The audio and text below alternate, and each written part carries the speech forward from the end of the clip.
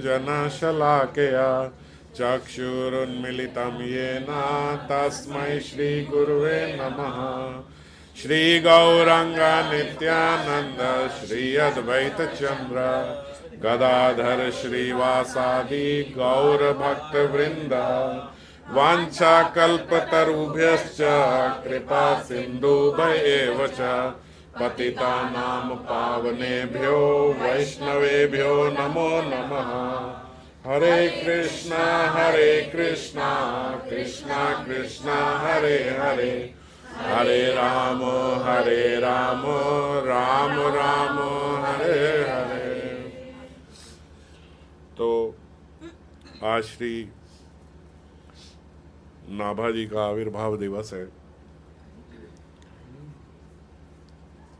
और नाभाजी की ही महती कृपा से हम लोगों को भक्तमाल मिल पाई है। नाभाजी की कथा आप सब लोग जानते ही हो, किस प्रकार उन्होंने अपनी गुरु निष्ठा और गुरु सेवा से ऐसा वर पाया था कि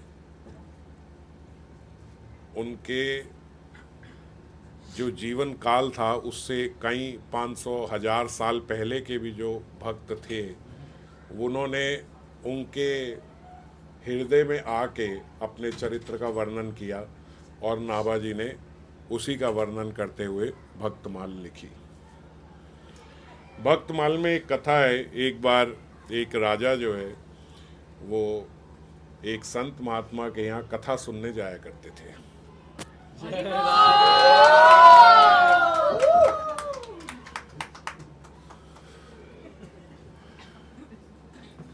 तो कुछ समय के बाद स्वाभाविकता वो राजा के अंदर धीरे धीरे भक्ति और विरक्ति आती चली गई। अब ये हम सब देखते हैं कि जब कोई व्यक्ति कथा में जाता है, जुड़ता है ठीक प्रकार से अध्यात्म से, तो भौतिकता में विषय में उसकी रुचि कम होती चली जाती है। और जनरली ऐसा होता है कि जो पॉलिटिक्स में है, जैसे राज और खासकर राजा ही है, तो ये लोग विषय में लिप्त होते हैं पूर्ण रूप से।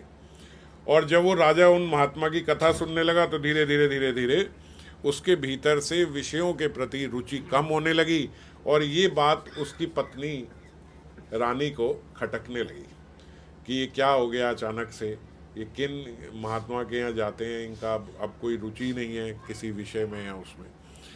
कुछ समय रानी ने देखा, फिर रानी ने सोचा कि इनका वहाँ जाना बंद कराना चाहिए और इस कारण से रानी ने राजा को समझाने की कोशिश करी, अलग अलग तरीकों से विषय अवलंबन कराने की कोशिश करी, मगर राजा माना नहीं।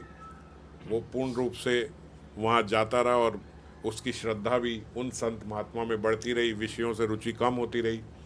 मैं आपको शॉर्ट में सुना रहा हूँ, ये काफ़ी लंबी कथा है भक्तमाल में। तो रानी ने सोचा कि जिन महात्मा के यहाँ जाते हैं, अगर उन महात्मा की ही किसी तरीके से मैं बेइज्जती करा दूं या ऐसा दिखा दूं कि वो महात्मा ही विषयों में लिप्त रहते हैं, तो मेरा पति जो है वो वहाँ से हट जाएगा। तो रानी ने अपनी एक दासी को कुछ पैसे का वादा करके बोला कि तुम जाओ और उन महात्मा की सभा में जाके बोलना कि मेरे जो बच्चा होने वाला है उसके पिता आप हो। उन महात्मा को जाके ऐसा बोलना भरी सभा में, जब वहाँ कथा चल रही हो। तो जब वहाँ कथा चल रही थी, राजा भी वहाँ बैठा हुआ था, वो एक दासी गई। वो दासी उस समय प्रेग्नेंट थी।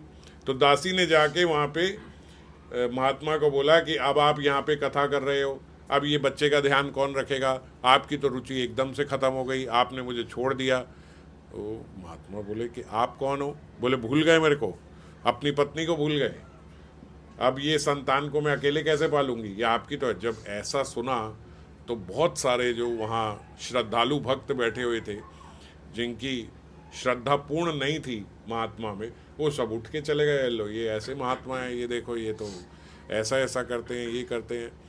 और धीरे धीरे सब उठ के वहाँ से जाने लगे।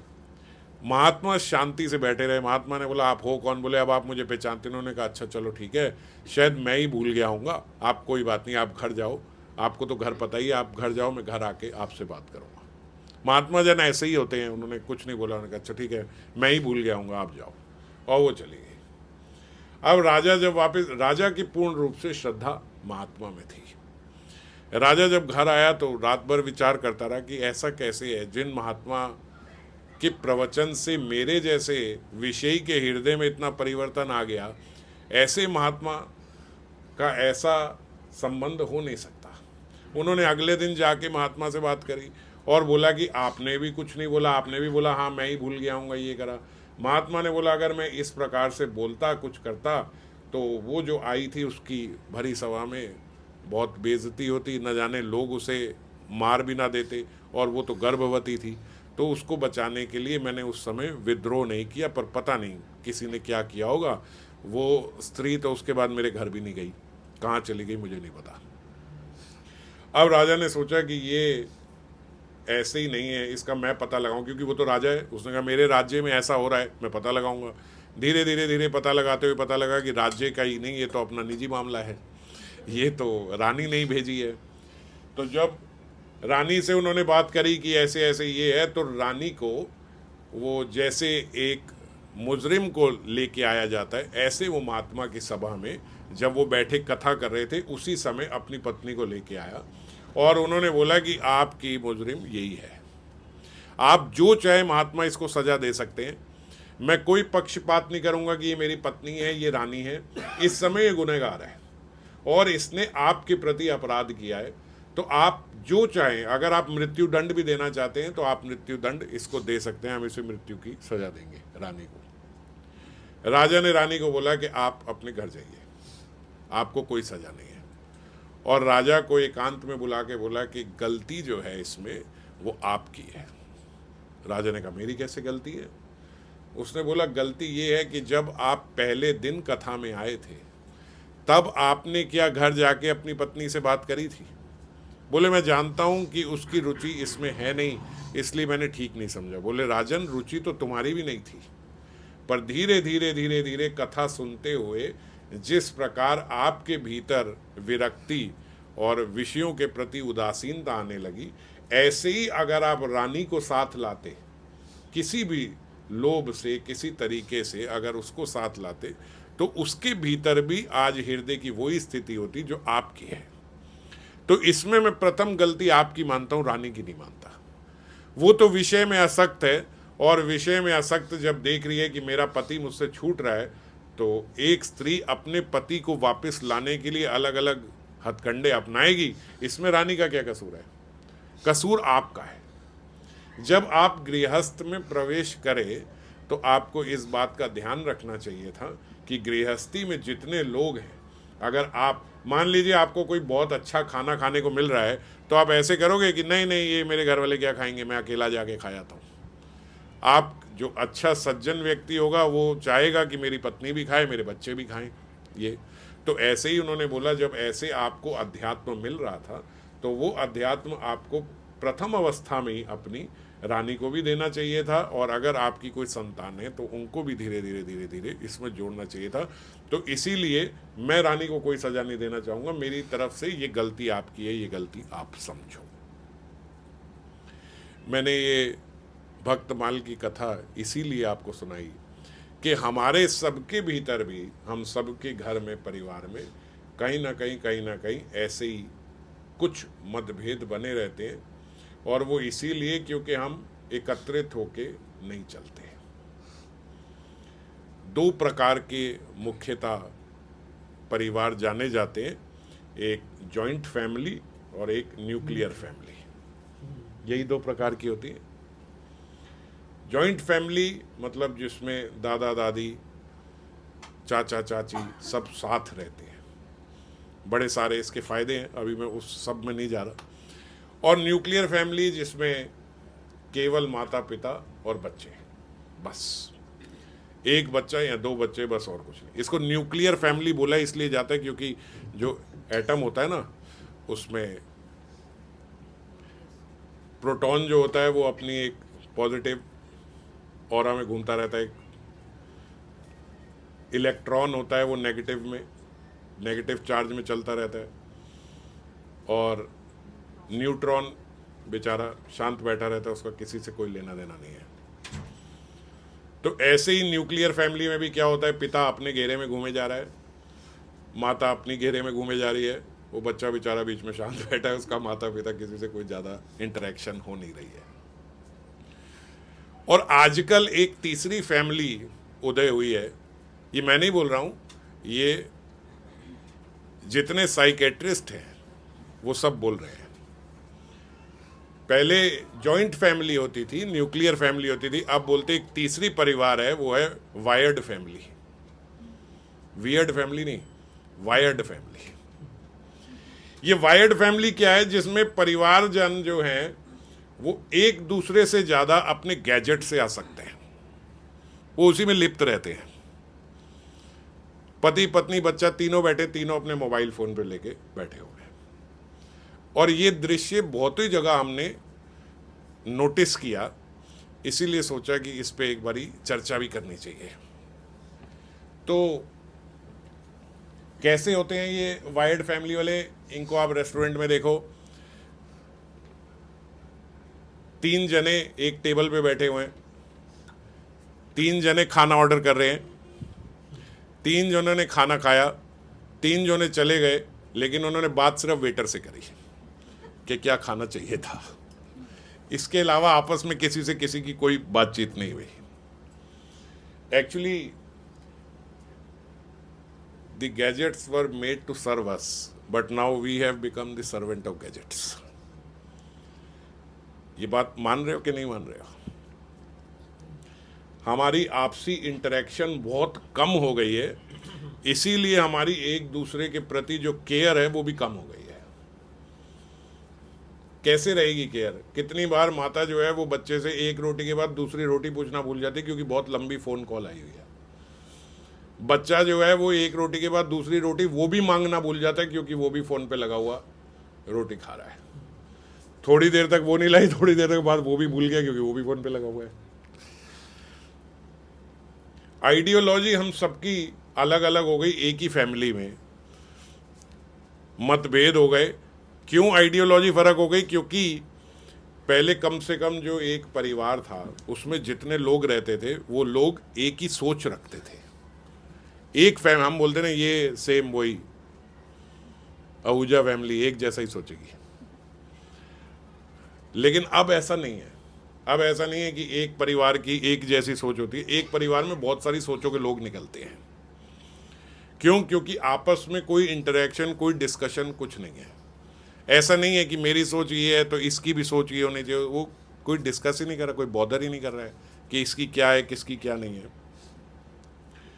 3 जने अगर एक परिवार में है तो मैंने ऐसा देखा है कि तीनों की अलग अलग सोच है। जैसे भक्तों से इंटरेक्शन होती रहती है ना, तो पता लगता है पति एक अलग सोच में है, पत्नी एक अलग सोच में है, वो दोनों अपने बच्चे से परेशान है, और बच्चा एक अलग सोच में है। उसकी आइडियोलॉजी बिल्कुल उन दोनों से डिफरेंट है। इसीलिए ऐसा भी हो रहा है कि वैष्णव परिवार जिनके घर में अर्च विग्रह हैं, रोज नियमित सेवा होती है, ये सब मैं आपको सत्य बात बता रहा हूँ, कहीं कहीं से पढ़ी सुनी नहीं, सत्य बात बता रहा हूँ। अर्च विग्रह की सेवा होती है और बच्चा जो है वो बोलता है आई एम एन एथीस्ट। ये आजकल नया ट्रेंड निकला, ये ट्रेंड है। अगर कोई भगवान को मानता है तो लोग, बच्चे क्लास में, कॉलेज में उसको पिछड़ा हुआ मानते हैं, रूढ़िवादी मानते हैं, and they proudly claim I am N atheist. और कौन बोल रहा है? जिनके माँ बाप ने कंठी पहनी हुई है, जो अर्च विग्रह की सेवा करते हैं, रोज नियमित रूप से सेवा होती है, घर में प्याज लहसुन तक का सेवन नहीं होता, वो बाहर अपने दोस्तों के साथ जाकर नॉनवेज खाता है। ये सच में हो रहा है।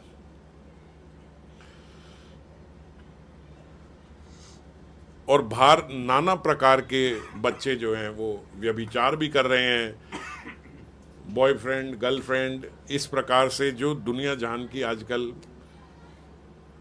बेकार बातें होती हैं, ये सब वो बाहर जाके कर रहे हैं और हैं एक वैष्णव परिवार से। उनको कोई मतलब नहीं है माता पिता कंठी पहनते उन्होंने कुछ नहीं, वो बोलते हैं आई एम एन एथीस्ट। और सबसे बड़ी बात ये है कि माता पिता खुश हैं, ये उससे चिंता की बात है।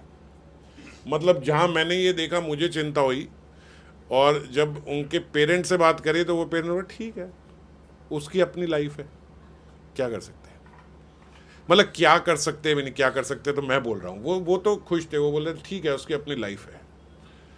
क्यों? क्योंकि उनके पास इतना टाइम नहीं है कि वो अपने बच्चे के साथ बैठ के ये सब डिस्कस करें। ऐसा नहीं है कि जो वैष्णव हैं वो वायर्ड फैमिली के अंतर्गत नहीं आते, अगर नहीं आते होते तो मैं ये बात आज आप लोगों के सामने कर ही ना रहा होता। ये हम सब इस जाल में फंस चुके हैं। मुझे ये तो चिंता की बात लगी कि बच्चा एथीस्ट, बच्चा बाहर नॉनवेज खा रहा है, उससे ज़्यादा चिंता की बात ये लगी कि उनके जो माता पिता हैं वो भी सपोर्ट कर रहे हैं। और वो क्या बोल रहे हैं, we have to be friends with our children, you know. एक टाइम के बाद हमें अपने बच्चों के साथ फ्रेंड्स होना चाहिए, ये बात मैं भी मानता हूँ। ऐसा नहीं है कि मैं कह रहा हूं कि नहीं होना चाहिए। We have to be friends with our children, of course it's good, it's wonderful, ये होना चाहिए। लेकिन टू बी फ्रेंड्स का मतलब ये नहीं है कि आप ये भूल जाओ कि इसका पर्पस क्या था। Why we have to be friends with our children, ताकि वो गलत संगति में ना जुड़े, उनके पास एक अच्छी संगति के दोस्त रहें। That was the reason we had to be friends with our children.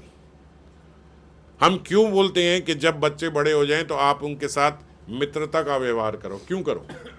ताकि वो आपको सब बताएं और आप उन पे एक नियंत्रण रख सको, एक दोस्त की तरह। माता पिता के नियंत्रण में कोई बच्चा रहना नहीं चाहता, पर अपने दोस्त की बात सब सुनते हैं। That was the reason कि we had to be friends with our children. मगर हम उसका पर्पस ही भूल गए।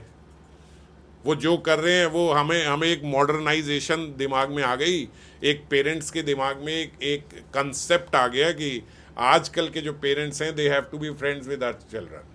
ये बात तो ठीक है, मगर इसका कितना दुरुपयोग कर लिया आपने।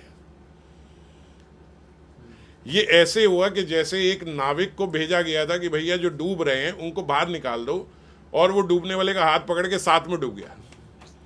बोले मुझे इसीलिए भेजा था कि उसके साथ रहो, उसके साथ रहो इसलिए भेजा था कि उसको निकाल के ले आओ, इसलिए नहीं बोला था कि हाथ पकड़ के उसके साथ डूब जाओ। तो हम फ्रेंड्स बन के उनकी जो जिस माया में वो डूब रहे हैं उसी में हम भी डूब गए, तो फायदा क्या हुआ फिर फ्रेंड्स बनने का? We were not friends with our children to act foolish in the name of modernization. मैं बता रहा हूँ, ये मैंने बहुत लोगों से बात करके ये बात देखी है कि माता पिताओं के दिमाग में ये ज़्यादा बैठा हुआ है मॉडर्नाइजेशन का कंसेप्ट। उन्हें लगता है कि अगर हम मॉडर्न नहीं होंगे तो हमारे बच्चे हमारी सुनेंगे नहीं। और पियर्स को भी आजू बाजू अपने दोस्त मित्र ये सब देख के भी एक ऐसा हो गया कि हम भी मॉडर्न हैं। अगर और यही रीज़न है कि आजकल चाहे कोई किसी भी बैकग्राउंड से हो, आजकल लोग कम कपड़ों को पहनना मॉडर्नाइजेशन समझते हैं। ये बात सत्य है या नहीं? ये हमारे माइंड में है या नहीं है? कम कपड़े पहनना इज इक्वल टू मॉडर्नाइजेशन। बात सत्य है कि नहीं? ये देखो किस प्रकार से गलत कंसेप्ट हमारे अंदर बैठ गए। अगर कोई ठीक रूप से पूरे कपड़े पहन के जा रहा है तो ऐसे है बहन जी है। तो ये कंसेप्ट है या नहीं हमारे दिमाग? ये कितना गलत कंसेप्ट है कि आप अगर कहीं पार्टी में जा रहे हो तो आप थोड़े कम कपड़े पहनो तो आप मॉडर्न लगोगे। गर्लफ्रेंड बॉयफ्रेंड बदलना ये ट्रेंड है, उनके साथ व्यभिचार करना ये टीनेजर्स में ट्रेंड हो गया। और अगर ये बात मॉडर्नाइजेशन है तो आई एम सॉरी ऐसे शब्द यूज करने के लिए, मगर आपकी गली के कुत्ते और बिल्ली आपसे ज्यादा मॉडर्न है। फिर आप कम पहनते हो, पहनते ही नहीं है। आप एक दो बॉयफ्रेंड गर्लफ्रेंड बदलते हो, वो रोज बदलते हैं। अगर यही परिभाषा है हमारे अंदर मॉडर्नाइजेशन की, तो फिर कुत्ते और बिल्ली तो हमसे ज़्यादा मॉडर्न है। और इसीलिए ये सारे ऐसे जीव जंतु जो मॉडर्नाइजेशन के पीछे भाग रहे हैं, मनुष्य योनि में फंस के, वो अगले जन्म में कुत्ते और बिल्ली ही बनेंगे, क्योंकि भगवान उन पे कृपा करते हैं कि ठीक है, अगर आपको यही सब करना है तो इतनी पाबंदियों में क्यों फंसे हो इन इंसानों के बीच में, जहां इतनी पेरेंट्स से भी आपको लड़ाई करनी पड़ती है कम कपड़े पहनने के लिए। फिर आओ उसी गली के कुत्ते बनो, आराम से बिना कपड़े के घूमो। भगवान तो कृपा ही कर रहे हैं ना, आपकी इच्छा को और मल्टीप्लाई करके आपको दे रहे हैं। अगर आपकी पशुवृत्ति ही है तो फिर क्यों इन इंसानों के चक्कर में फंसे हो? ये आप पे रोक टोक लगाएंगे। कुत्ते के बच्चे बनो, उसके कुत्ते के माँ बाप कुछ नहीं बोलेंगे, फुली मॉडर्न रह सकते हो आप। तो we have to understand the difference between being modern and being animalistic. हम मॉडर्नाइजेशन के नाम पे पशुता अपने भीतर घुसा रहे हैं। And why this is happening? Because we all are rapidly becoming a wired family. अचानक से आप किसी बच्चे को कुछ समझाने की कोशिश करोगे, 10 साल बाद अब आपको होश आई, वो नहीं सुनेगा। शुरू से अगर आप उसके साथ कनेक्टेड रहते तो वो आपकी सुनता। इसीलिए जिनके बच्चे अभी छोटे हैं उनको ये बात समझना बहुत इंपॉर्टेंट है। अगर आज आप अपने मोबाइल फ़ोन को ज़्यादा इंपॉर्टेंस दे रहे हो, तो थोड़े समय बाद जितनी निग्लेक्शन आपने अपने बच्चों को दी है, उतनी निग्लेक्शन वो बच्चा आपको भी देगा। ये स्वाभाविक है। ये बहुत प्रॉब्लम की बात है, ये एक डिस्टर्ब्ड रियलिटी है, पर इसका सॉल्यूशन कैसे होगा, हम चर्चा इस पे करने बैठे हैं। और इसके सॉल्यूशन के लिए we have to understand the time, care and responsibility towards our family and our loved ones. क्या क्या? Time, care and responsibility. और अगर आप कहो मेरे पास समय नहीं है, तो इसके लिए आप अपने बिजनेस को, अपनी नौकरी को, या ज़्यादातर वैष्णव लोग अपने अध्यात्म को ब्लेम कर देते हैं। ये बात भी मैं रियलिटी की बात कर रहा हूं, जो मैं लोगों से सुनता हूं। बाहर जो थोड़ा कम भजन कर रहा है, अरे मेरा नौकरी का शेड्यूल इतना टाइट है, मेरे पास टाइम ही कहाँ है। वैष्णव परिवार में ऐसे ऐसे परिवार हैं जो ये बोलते हैं कि बच्चे से पापा बस संडे को मिलते हैं, बाकी दिन मिलते ही, 6 दिन मिलते ही नहीं, लिटरली मिलते ही नहीं। तो कोई बोले नहीं मेरा बड़ा टाइट शेड्यूल है, मेरा ये है, मेरा वो। और क्यों नहीं मिलते? क्योंकि जिम जाना ज़्यादा इंपॉर्टेंट है। ऑफिस के बाद मैं जिम जाता हूँ, जिम के बाद घर आता हूँ तो बच्चा सो रहा होता है। सुबह उठ के जब वो स्कूल जाता तो बोले इतनी सुबह सुबह मैं नहीं उठ पाता, तो जब वो स्कूल चला तो उसके बाद में उठता हूँ। कैसा रूटीन है, कैसा हमारा शेड्यूल। फिर हम दोष दे रहे हैं कि मेरी नौकरी ऐसी, तो नौकरी ऐसी कहाँ है? आपकी आदतें ऐसी हैं। बिजनेस का कसूर नहीं है। ज़्यादातर लोग फिर बोलते हैं बच्चे को कब टाइम दें, हमारी इतनी माला रहती होती है, ये करना होता है, वो करना होता है, क्या करें? एग्री करें ना? तो है ही, स्वाभाविक प्रॉब्लम है, इसमें क्या गलत बात है? तो हम दोष दे देते हैं अपनी नौकरी को, अपने बिजनेस को, या फिर अपने अध्यात्म को। लेकिन अगर हम अपने परिवार को पर्याप्त समय नहीं दे पा रहे तो the only reason is our indiscipline. हमारा इनडिसिप्लिन है, बस हमारी प्रायोरिटीज अलग है।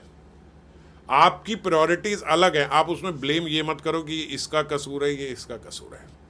मैंने कई बारी एक एग्जाम्पल दिया है, और अब तो मैंने देखा है कि इस पे कुछ वीडियोस भी बन गए हैं। अभी एक वीडियो किसी ने भेजा था सेम इसी बात पे। मैंने बताया था कि आप एक जार लो, उसमें कुछ बड़े बड़े पत्थर डाल दो तो पूरा जार भर जाएगा। फिर उसके बाद उसमें थोड़े छोटे पत्थर डालो, वो चले जाएंगे।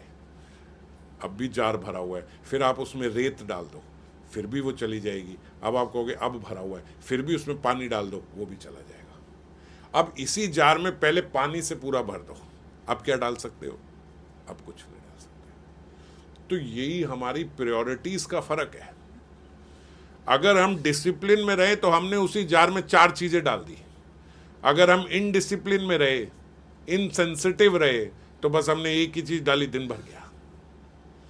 ऐसे ही अगर हम ठीक रूप से डिसिप्लिन में अपना काम नहीं करते तो हम थोड़ी सी चीज में ऐसे लगते हैं तो टाइम खत्म हो गया मेरे पास। और अगर डिसिप्लिन से करें तो हम क्या क्या नहीं कर सकते। कुमार मंगलम बिरला को आप सब जानते हो, सब जानते हो। कुमार मंगलम बिरला ने अपने इंटरव्यू में बोला कि ऐसा कोई दिन नहीं है जब मैं 8 बजे अपने घर ना पहुंच जाऊं और अपने परिवार के साथ डिनर ना करूं। This is mandatory in my family. कोई कहीं पे भी होगा, चाहे बच्चे हों चाहे पत्नी हो, सब 8 बजे मिलके इकट्ठे डिनर करेंगे। वॉरेन बफे को जानते हो आप सब? नहीं जानते? वर्ल्ड के रिचेस्ट लोगों में उनका नाम आता है, कभी पहले में हो जाता है, कभी दूसरे में, कभी तीसरे में। और शेयर ब्रोकर है, तो काम भी टेढ़ा है जिसमें हर समय आदमी इन्वॉल्व रहता है। वो बोल रहे हैं कि मैं हर रोज 6 बजे अपने घर पहुंच जाता हूं, उसके बाद पूर्ण रूप से अपने परिवार के साथ रहता हूं।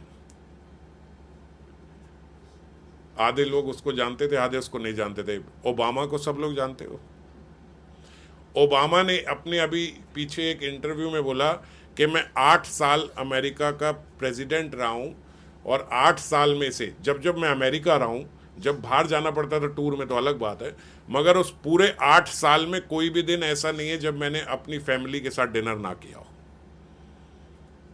When he was president of America. तो हम लोग उससे ज्यादा तो बड़े नहीं है कोई, अगर हैं तो उसके लिए छूट है। उससे बड़े तो नहीं है हम लोग, लेकिन फिर भी हम लोग टाइम नहीं दे पाते। अब आप, जो आदमी को रोना होता है ना, वो अलग अलग बहाने से रोता है। तो हम अरे वो प्रेसिडेंट था यार, वो टाइम दे सकता है, हमें तो काम करना पड़ता है, हमारे को तो बॉस को दिखाना पड़ता है, यही बोलोगे ना। मगर ईमानदारी से देखो तो बात ये भी नहीं है। बात ये है कि हमारी मैनेजमेंट खराब है। We are poor manager of our time. बहुत पुअर मैनेजर हैं हम लोग। हम अपना टाइम मैनेजमेंट आज तक सीख नहीं पाए, जबकि मैं बहुत शुरू में 10-12 साल पहले जब एक क्लास लेता था तो उसमें बताता था कि टाइम मैनेजमेंट सबसे ज़्यादा इंपॉर्टेंट है। अभी भी कई लोगों को, कितने भक्तों को मैं बार बार यही बोलता जाता हूँ, मोस्ट इंपॉर्टेंट इज डिसिप्लिन। ये जो पढ़ने वाले बच्चे हैं, इनको तो हर बारी जब ये आते हैं इनको यही बोलता हूँ, ये आदि बैठे इसको यही बोलता हूँ, डिसिप्लिन होना चाहिए। अगर डिसिप्लिन है तो 110% आप अपना जो भी एंट्रेंस एग्जाम दे रहे हो उसमें क्लियर हो जाओगे। स्वभाव मैटर करता है, और अगर वो बिगड़ गया तो फिर बात बनेगी नहीं। क्यों? क्योंकि इनडिसिप्लिन से पढ़ा हुआ व्यक्ति सब भूल जाता है, लेकिन डिसिप्लिन से व्यक्ति जब पढ़ता है तो ज्यादा पढ़ पाता है और ज्यादा समझ पाता है।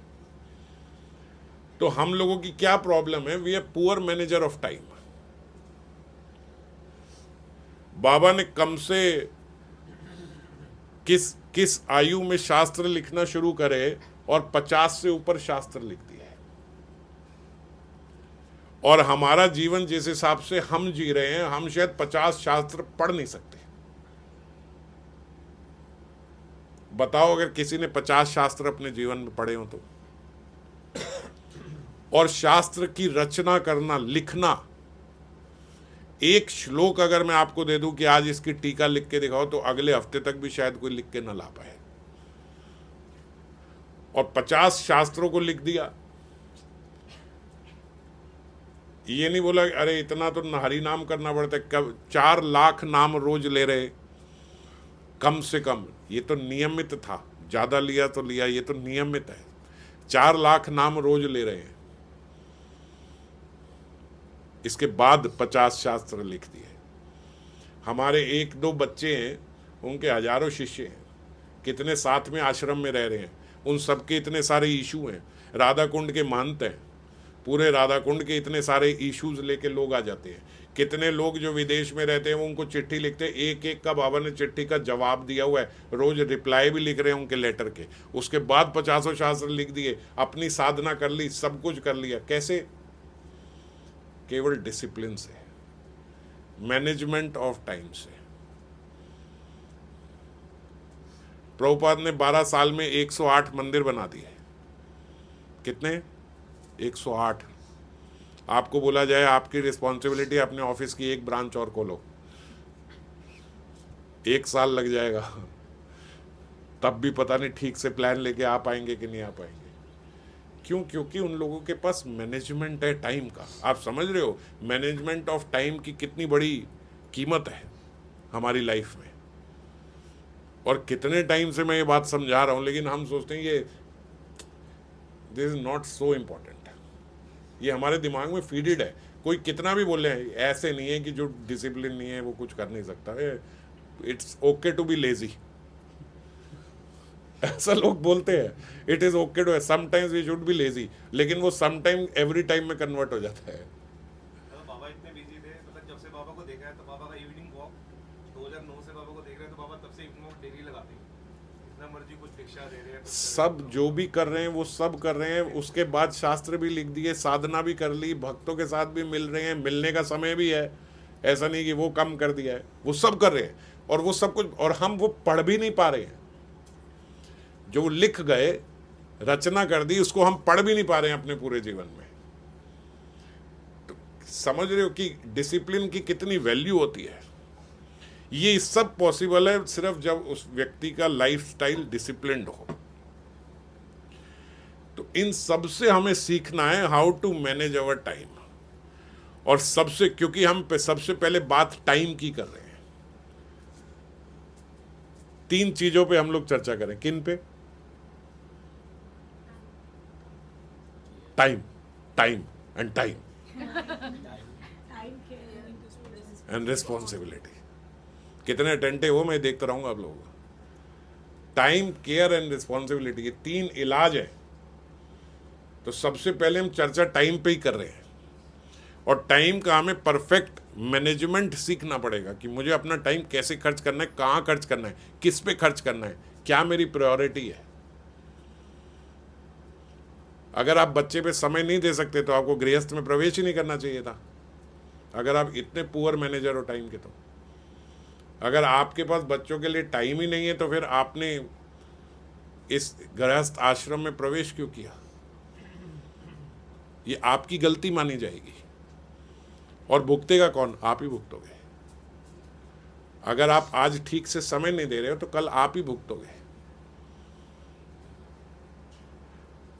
ऐसे भी पेरेंट्स हैं जो केयरलेसली एक बच्चे पे टाइम नहीं दे रहे, वो दूसरे बच्चे की आगे प्लानिंग कर रहे हैं, वो आके इसको संभाल लेगा या शायद ये उसको संभाल लेगी।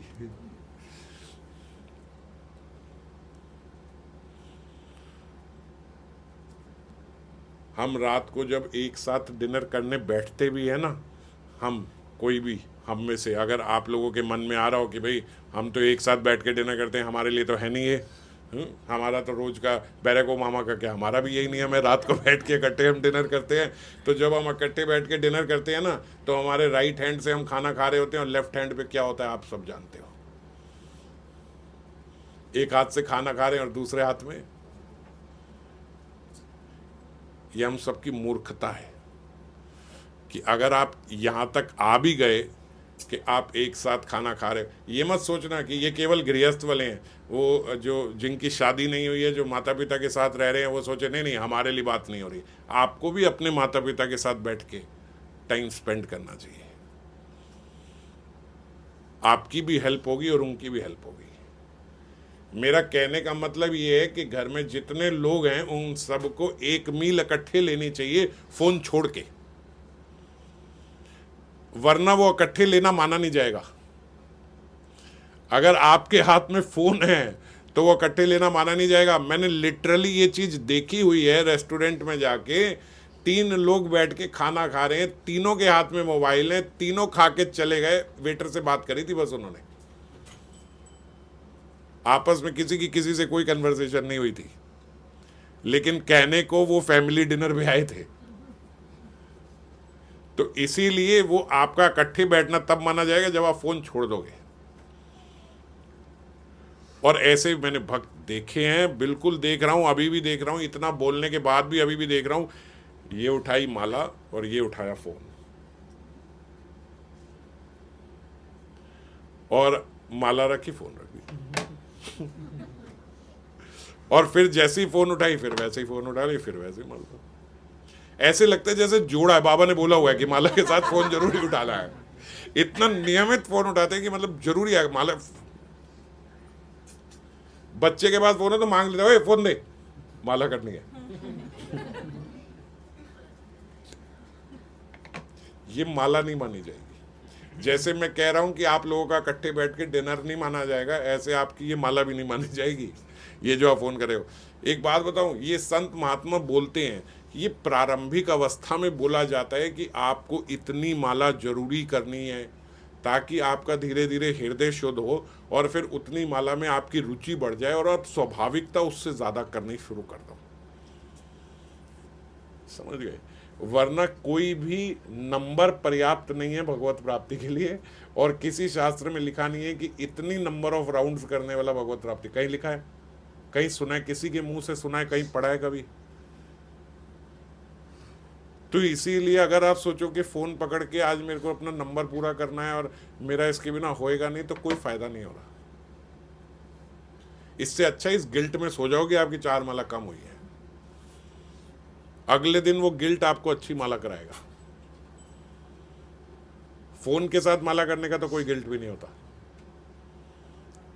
नाम लेके चर्चा नहीं कर रहा हूं, चिंता मत करो। जो करता है, किसी का नाम नहीं लूंगा।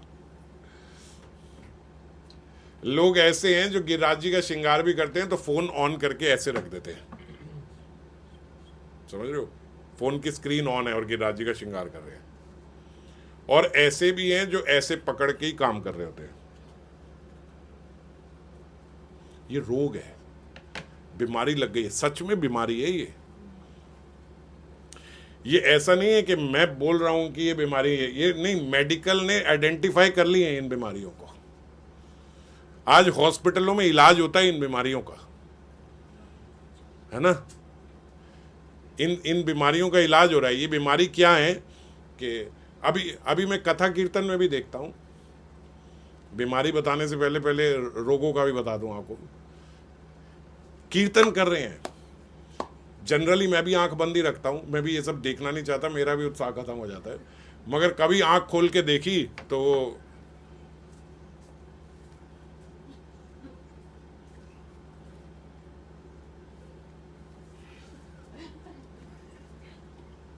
ऐसे कीर्तन कर रहे हैं। पता नहीं मोदी मीटिंग में गया हुआ, उन्होंने वापस आके आप ही को रिपोर्ट देनी है कि भैया ये हुआ था, बहुत जरूरी होगा।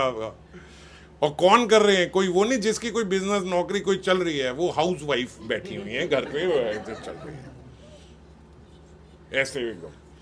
अभी अब शायद आप ना उठाओ, मगर कथा के बीच में भी ऐसे बैठो ना, बीच में जाए, मेरे को समझ तो आ जाता है, इतनी नीचे आंख में क्या बात चल रही है। कितना जरूरी काम है। आप रियलाइज कर रहे हो कि कहाँ पे आप बैठे हो? कभी रियलाइज करे कहाँ बैठे हो? हम ऑल्टर में बैठे हैं, 1 2 नहीं, कितने विग्रह, कितने भगवत स्वरूप आपके सामने बैठे हैं। हरि कथा आपके कानों में जा रही है, कीर्तन जा रहा है। कितने भाग्य से, सौभाग्य से आपको ये प्राप्त हो रहा है। वो छोड़ के आप लगे हुए उसमें, मोबाइल फोन में, और फिर थोड़ी देर क्या क्या क्या रुचि बनेगी, मैं हैरान हूं। और क्या ऐसे मैसेज उस टाइम पे इतना इंपॉर्टेंट आता है।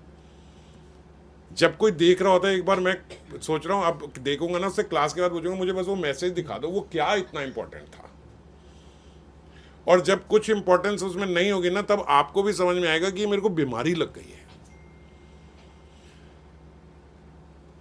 और राम मनोहर लोहिया हॉस्पिटल में एक विंग बना दिया गया फॉर डिजिटल डिजीजेस, जैसे कोरोना का बना था ना, एक अलग से बन गया फॉर डिजिटल डिजीजेस। और भी कई हॉस्पिटलों में अब ये आइडेंटिफाई कर लिए कि these are medical problems now, psychological problems है ये। तो साइकेट्रिस्ट के पास लोग जाते हैं, उसका नाम है नोमोफोबिया। ये एक बीमारी है। नोमोफोबिया मतलब नो मोबाइल फोन फोबिया। अगर किसी का मोबाइल फोन मान लो रह जाए, घर रह जाए, वो मार्केट तक गया है, तो उसका हालत खराब हो जाती है कि मेरे पास मोबाइल फोन ही नहीं, अगर कुछ हो गया मुझे, तो अगर कोई आपदा आ गई, कोई विपदा आ गई, कुछ मुसीबत आ गई, मेरे पास फोन ही नहीं है। ऐसा फोबिया है कि अगर उसके पास मोबाइल फोन नहीं है तो वो तड़प जाएगा कि पहले मोबाइल फोन चाहिए मुझे। ये बीमारी है, इसका इलाज होता है। अब आपको लगेगा कि ये बीमारी क्या है, तो स्वाभाविक है हम लोगों के साथ। ये फोन ही नहीं लाए यार, फोन ही नहीं रहे, फोन घर पे रह गया, ऐसे हो जाते हैं वो लोग। तो ये नोमोफोबिया का उनका इलाज होता है, दवाई खिलाते हैं उन्हें। एक फेंटन वाइब्रेशन नाम की प्रॉब्लम निकली है। उसमें क्या है कि आपकी जेब में मोबाइल फोन बज नहीं रहा, लेकिन आपकी लगता है कि वाइब्रेशन हो रही है। बार बार आदमी चेक करके देखता है तो लगता है वाइब्रेट हो रही है। होता है ऐसे कई बार। ये बीमारी है। जब ये ज्यादा बढ़ जाए तो इसका इलाज कराना पड़ता है। वो कहते हैं क्यों, वो बोलते हैं उनका वो पॉकेट में ऐसे लगता है वाइब्रेशन हुए चले जा रहा है। तो ये डिजीज हो गया है आज की डेट में। और एक सबसे कॉमन डिजीज जिससे हम सब ग्रसित हैं। अब देखो, आपको खांसी जुकाम बलगम वायरल फीवर हो जाए, आप घर पे ही दवाई खा लेते हो, ठीक हो जाते हो, बात अलग है, लेकिन बीमारी तो है ना। तो ऐसे ही एक बीमारी है फबिंग। मैंने जान के अपने घर में 2 हफ्ते पहले बता दी थी, ताकि मेरे को भी टोक देते हैं वो, पापा स्टॉप फबिंग। फबिंग क्या है, आप 4 लोग बैठे हैं और आप उनके बीच में अपना मोबाइल फोन देख रहे हो, सामने वाले को इग्नोर कर रहे हो, जो अभी हम इतनी देर से चर्चा कर रहे हो, और आप अपने फोन में लगे हो। इसको बोलते हैं phubbing. You got a medical term, stop phubbing. क्या कर रही है?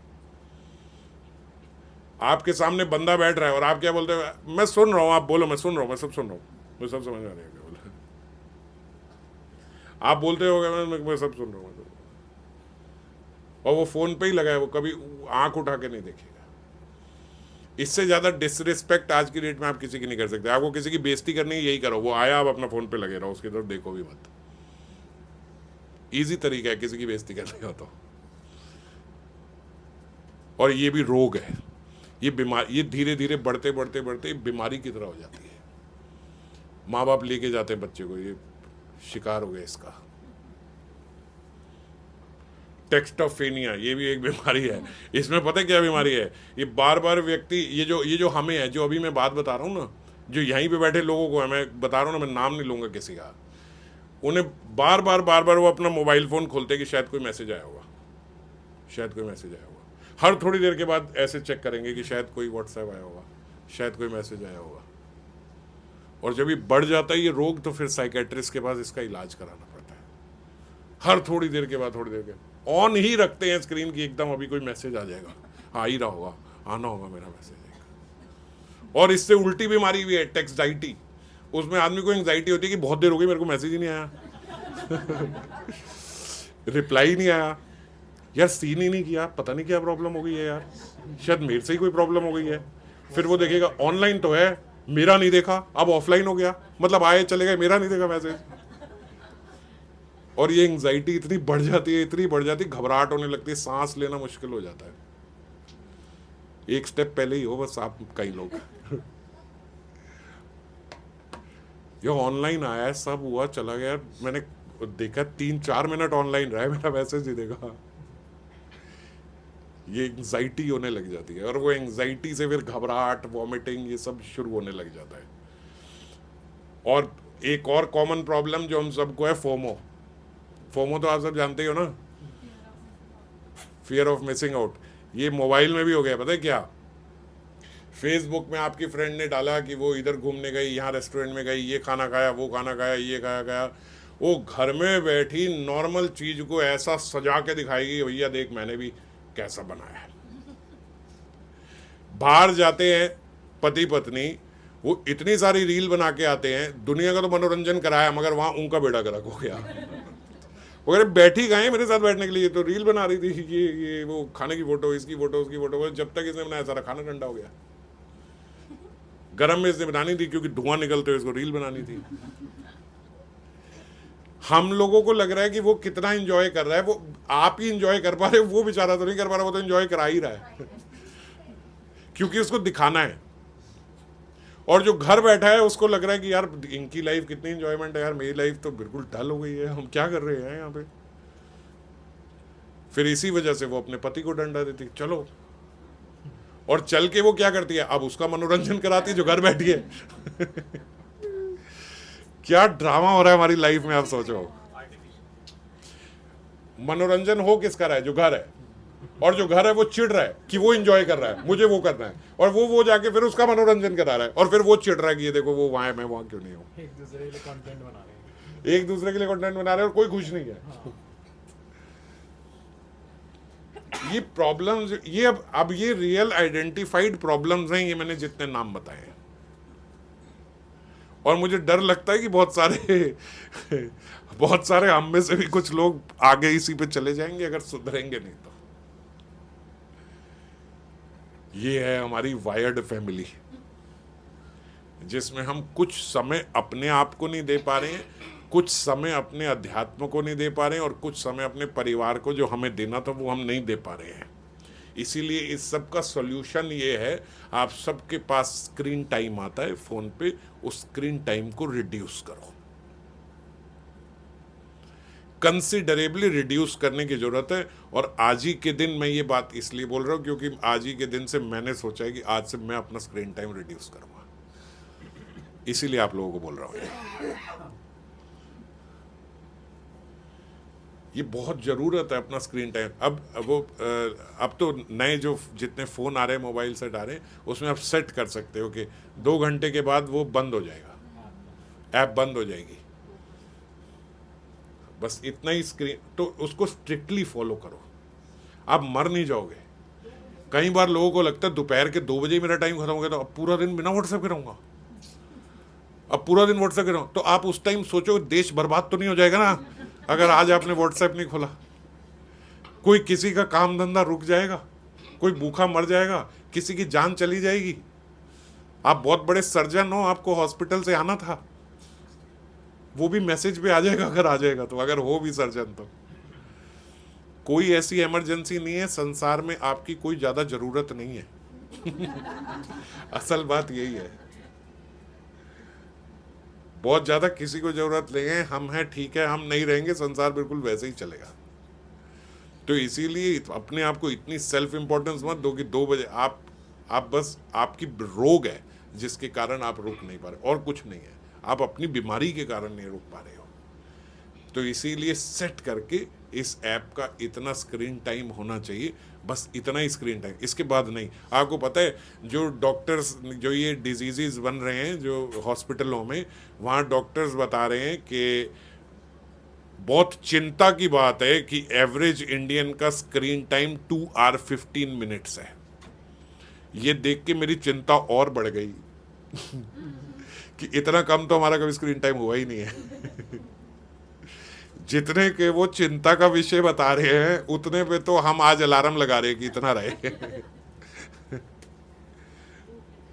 कितनी चिंता की बात है। जब मैंने ये बोला कि अलार्म लगा लो कि भैया इतना ही स्क्रीन टाइम रहे, तो आप सबके दिमाग में कुछ फिगर आई होगी। वो चिंता का विषय बता रहे हैं 2 घंटे, और हम बहुत कम करें तो हम 2 घंटे पे आ जाएंगे कि बस 2 घंटे से ज्यादा नहीं।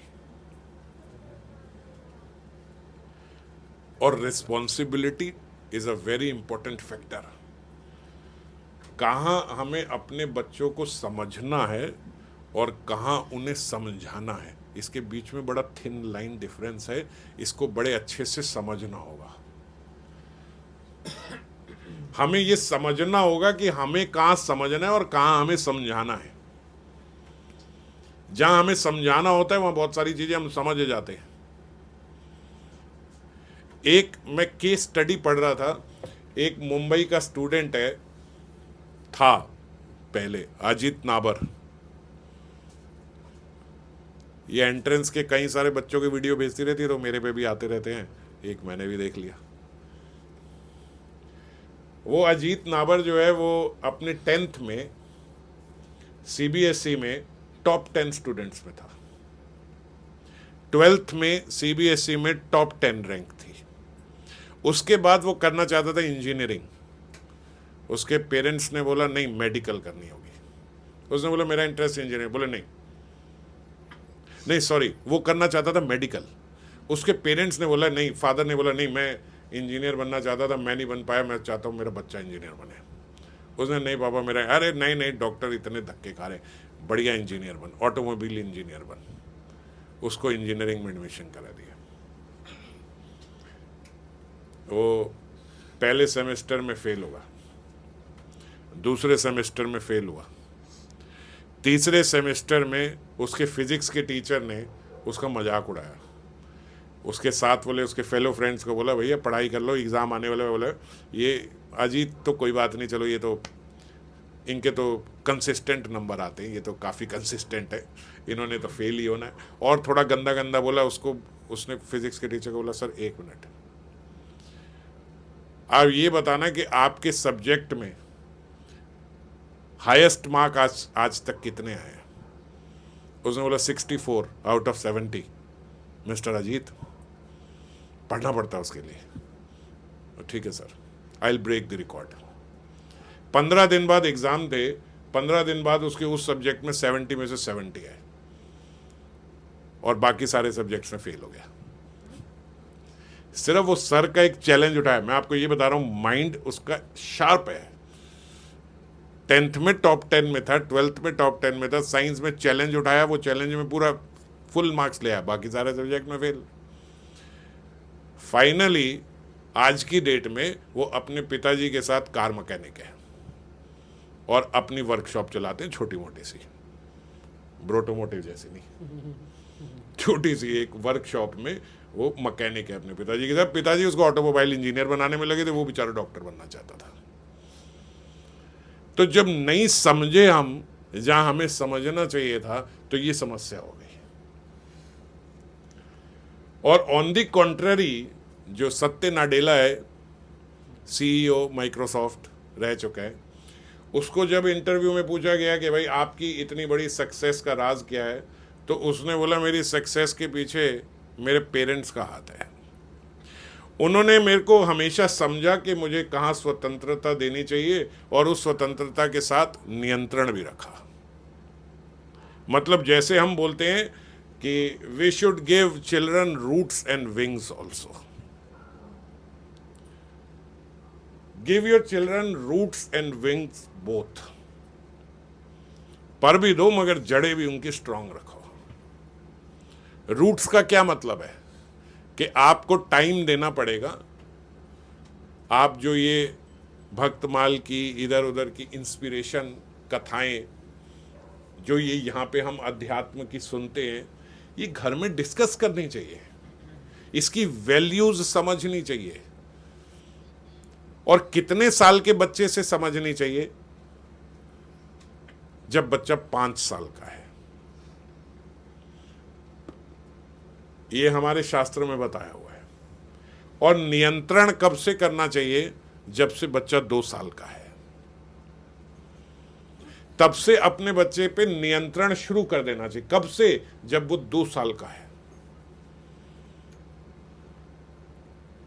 ऐसे ऐसे हम बच्चे देखते हैं कि आए, ये उठा के फेंक दिया, वो कर दिया, ये कर दिया, वो कर दिया, माता बड़ा तंग करता है, बड़ा तंग करता है, देखो ना बड़ा नॉटी है, घर में भी यही सब करता है। और थोड़े दिन बाद फिर वही पेरेंट्स बोलते हैं कि दादा कुछ बताओ ना, इसके लिए हम क्या करेंगे, तो इसने दिमाग खराब कर दिया मेरा। मैं कहा जब यही बात पहले आपको समझाते थे तो आप बड़े खुश होते थे, मेरे घर कन्हैया पैदा हुआ है, बड़ा नॉटी है। अब आप जब साल हो गया, 2 साल हो गया, 3 साल हो गया, अब आप दुखी होने लगे हो, क्योंकि अब जिद बढ़ती चली जा रही है, बढ़ती चली जा रही है, और अब आपके नियंत्रण से बाहर हो चुका है। आपने विंग्स तो दिए मगर आपने रूट्स नहीं दी। नियंत्रण करना 2 साल से शुरू कर देना चाहिए। बार बार बच्चे को कंजेशन हो रहा है, बीमार हो रहा है, कंजेशन हो रहा है, बीमार हो रहा है। मैंने कहा कारण तो पता लगाओ, क्या कारण है? कारण यही है, ये फ्रिज से निकाल के पानी पीता है। तो मैंने कहा आपको पता है तो आप रुकते क्यों नहीं? बोलते रुकता नहीं। अगर 3 साल के बच्चे को आप सोचते हो कि आप नहीं रोक सकते, तो जब वो 13 साल का होगा तब आप क्या करोगे? जो लोग कुत्ता पालते हैं ना अपने घर में, इंसान की बात नहीं कर रहा हूं, कुत्ते की, वो उसको भी ट्रेंड कर देते हैं कि बेटा जब मल मूत्र आए तो बाहर जाके करना है, यहाँ नहीं। और आप क्या समझते हो कैसे ट्रेंड करते होंगे? भौंक के बताते हैं? कैसे बताया जाता है? कैसे कुत्ते को ट्रेन करेंगे? शास्त्र पढ़ा के? डंडे से। जब करेगा 1 डंडा मारा, 2 डंडा मारा, ज्यादा दिन कुत्ता भी डंडा नहीं खाता, उसको पता है ये करने पे डंडा पड़ता है, बाहर जाके करेगा। जबकि आपकी कोई लैंग्वेज की कोई वो नहीं है, आप भौंक नहीं सकते और वो बोल नहीं सकता।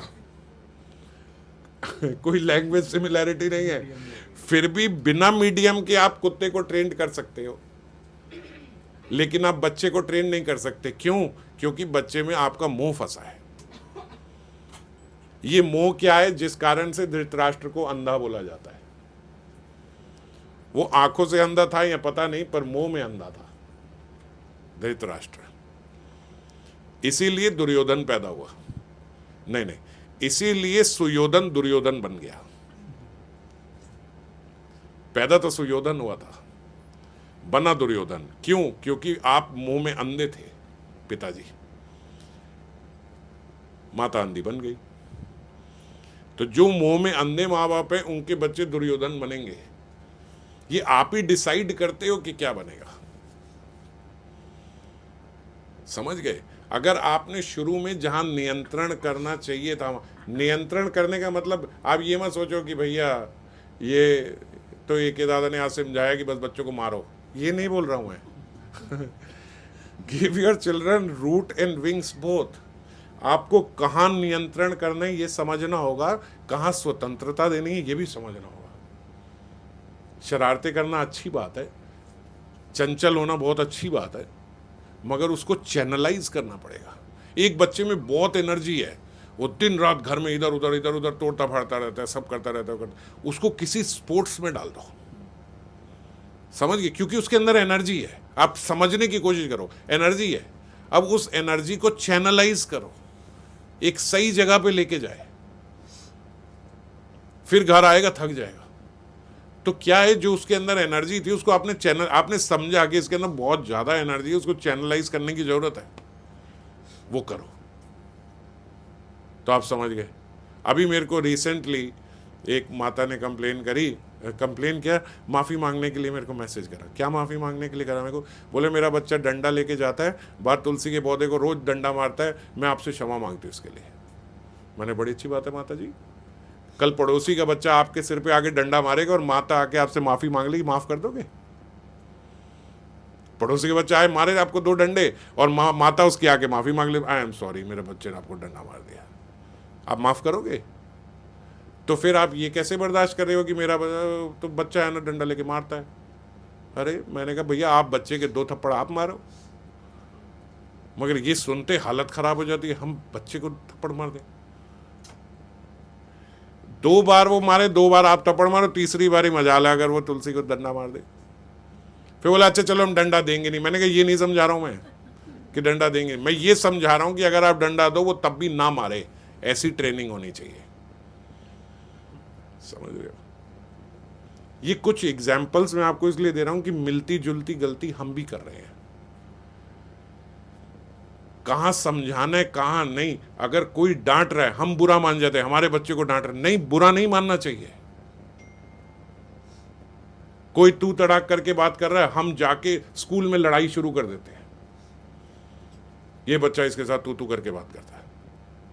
हम अपने घर में बच्चे के साथ आप करके, अरे अगर आप अपने घर में बच्चे के साथ आप करके बात करते हो, वो इसीलिए कि हम अपने बच्चे को ये सिखा पाएँ कि ये मैनर्स है, आपने ये मैनर्स दिखानी है। इसलिए नहीं कि अब हर कोई आपसे आप करके ही बात करेगा। क्लास में जाएगा 50 बच्चे हैं, आगे नौकरी में जाएगा 50 लोगों से मिलेगा, 100 लोगों से मिलेगा, हजारों लोगों से मिलेगा, सब थोड़े ना वो परवरिश से बात करेंगे जैसे आपने दी है। आपने परवरिश जो दी है वो इसलिए कि वो ऐसे बात करे, इसलिए नहीं कि वो हर जगह से यही एक्सपेक्ट करे। अच्छी चीज देने को भी आपने गलत जगह इस्तेमाल कर दिया। एक दो हमने गलत वीडियोस देख लिए कि भैया वो एक किसी गांव वाँव के इधर उधर के वीडियोस देख लिए भैया कि वो जो देखे होंगे आपने, वो दिखा रहे हैं कि एक सर बच्चे को मारे जा रहा है, गलत तरीके से मारे जा रहा है बेचारे बच्चे को। वो एक आध ऐसे उदाहरण होते हैं। आजकल के हमारे पब्लिक कॉन्वेंट सब स्कूलों में ये सब नहीं होता है। और मैं देखता हूँ पेरेंट्स, जरा सा मैडम ने बच्चे को डांट दिया, वो पेरेंट्स, आपने मेरे बच्चे को डांटा कैसे। और सबसे गलत एक्ट अगर कोई पेरेंट कर सकता है तो वो यही करता है, आपने डांटा के, अरे क्यों नहीं डांट पड़नी चाहिए, मुझे समझ नहीं आती। एक तो आप अंधे हो मुंह में, आप नहीं डांट रहे, कोई सामने वाला उसे सही करने की कोशिश करे तो आप उसको भी डांट रहे हो कि तू क्यों डांट रहा है, टीचर क्यों डांट रही है। कितना गलत एस्पेक्ट है आपका लाइफ में। ये तो मैं अपने इनके स्कूल के व्हाट्सएप ग्रुप में देखता हूँ, कितनी बार तो मैं बीच में बोल चुका हूँ, फिर सब सही हो जाता तो मैं बंद ही कर देंगे। कितना समझा लोगे, पागल हैं ये तो लोग। टीचर ने डांट दिया, बच्चे ने आके घर पे बताया, उन्होंने जाके टीचर की कंप्लेन कर दी। फिर क्यों? हम जब पढ़ते थे तो हमारे पेरेंट तो जाके टीचर को बोलते थे आपका मन करे इसको थप्पड़ भी मार देना।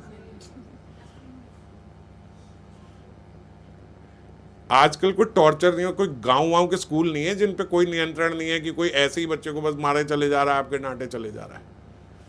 अभी मेरे को शिवानी माता जी बता रही थी कि एक टीचर थी, वो थोड़ा बच्चों को ज़्यादा रफली बोलती थी तो उसको टीचर को निकाल दिया स्कूल से, है जो वो आप जिनकी बात बता रहे थे। तुरंत एक्ट होता है आजकल, तो आप अगर कोई टीचर ही गलत है तो उसको निकाल दिया जाता है। तो आप ऐसे को नहीं, मेरे बच्चे को अरे असेंबली में बाहर खड़ा कर दिया, असेंबली में, तो बच्चे के माँ बाप सारे वहां मोर्चा लेके चले गए जी, धूप में हमारे बच्चों को बाहर खड़ा कर दिया। अब बताओ, आपका बच्चा धूप में, बोले हमने एसी स्कूल में डाला है, आपने धूप में बाहर कैसे प्रेयर में खड़ा करेगा। अगर आप ऐसे बच्चे की परवरिश कर रहे हो और ऐसा बनाओगे तो कल को वो आपको दुखी करेगा। सुख दुख समय कृत्वा लाभ लाभो जया अजयो, हमें बच्चे को रखना है ऐसा कि वो हर सिचुएशन में सही रहे। तो वो हर सिचुएशन में सही कैसे रहेगा? आप उसके जीवन में जरा सा भी दुख तो आने नहीं दे रहे हो। अभी तो आप नियंत्रण कर रहे हो, कितने समय तक कर लोगे लाइफ में? कहाँ कहाँ बचाओगे? जब उसके जॉब में फेलियर आएगा, जब उसके बिजनेस में फेल, अच्छा आप ऐसा बच्चा अगर बना दोगे तो वो बिजनेस में अप एंड डाउन देगा, वो तो घबरा के हार्ट अटैक आ जाएगा उसे। ऐसे लोगों के बच्चे ही बड़े होकर डिप्रेशन में चले जाते हैं क्योंकि उन्होंने कभी लाइफ में इतना सा भी नीचे नहीं देखा। स्ट्रगल, जरा सा स्ट्रगल हुआ वो तो कमजोर हृदय के मर जाएंगे वो। फिर आप कहोगे क्या करें क्या करें, तो ये तो जरा से उससे घबराता है। अब जब ये रियलाइज करोगे कि वो तो इतने से उससे घबरा जाता है, तब वो समय पीछे नहीं आएगा। इसलिए आज आपको समझना पड़ेगा, स्ट्रगल लाइफ में आना इंपॉर्टेंट है। बच्चे के डांट पड़ रही है स्कूल में, अच्छी बात है, सही के लिए पड़ रही है। फ्रीडम देनी चाहिए हमें मैडम को, भैया डांटना डांटो कोई बात नहीं। हमारे घर में ट्यूटर आता था, वो सर को बोल दिया था भैया नहीं पढ़े थप्पड़ मार दो। बोला था नहीं बोला था रिक्की सर को। वो थप्पड़ भी लगा देते थे हमारे को। तो क्या हो गया भाई, टॉर्चर हो गए हम। ये भी मॉडर्नाइजेशन की बीमारी हम सब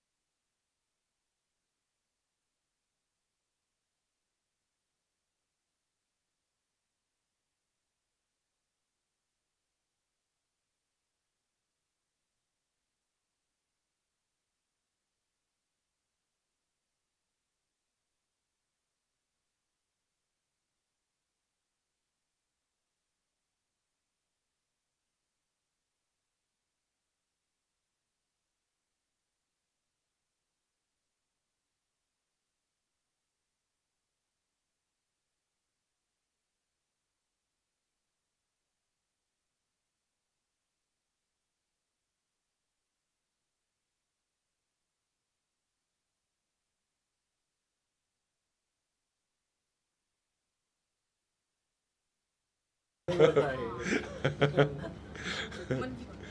अरे उसका मन है, उसका मन हुआ करेगा, मन नहीं करेगा आपसे। अब जब आप उसके सिर पे खड़े होके बोल रहे हो कि भैया ये मूडी है, ये नहीं करेगा आपको, तो वो क्यों करेगा? आप 2 बारी कान पकड़े, बेटा जब राधे राधे करे तो करनी है आगे से, तो वो करेगा। आप पहले ही समझाओ, घर में संस्कार दो कि बेटा जब मिले तब तेको राधे राधे करनी है, वो करेगा। और अगर आप ही उसके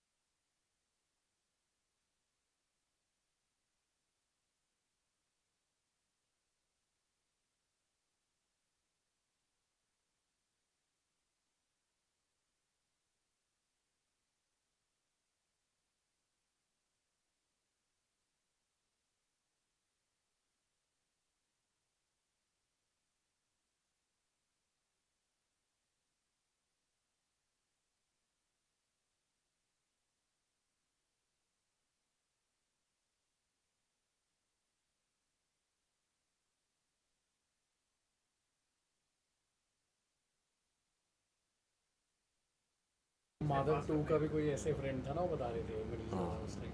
हाँ, वो निर्जला रखता है, हाँ वो पेरिस में रहता है। हाँ जो मनीष दादा का बेटा है पेरिस, माधव, उसका फ्रेंड एक है वहाँ पे, वासुदेव। वो वासुदेव जो है वो कह रहे हैं वो निर्जला रखता है। उसने जन्माष्टमी भी रखी तो 12 बजे तक निर्जला, 12 बजे के बाद जैसे वो एकादशी वाला प्रसाद पाते हैं 12 बजे तक निर्जला। तो रात के कह रहे हैं उस दिन हम साथ ही थे, वो थोड़ा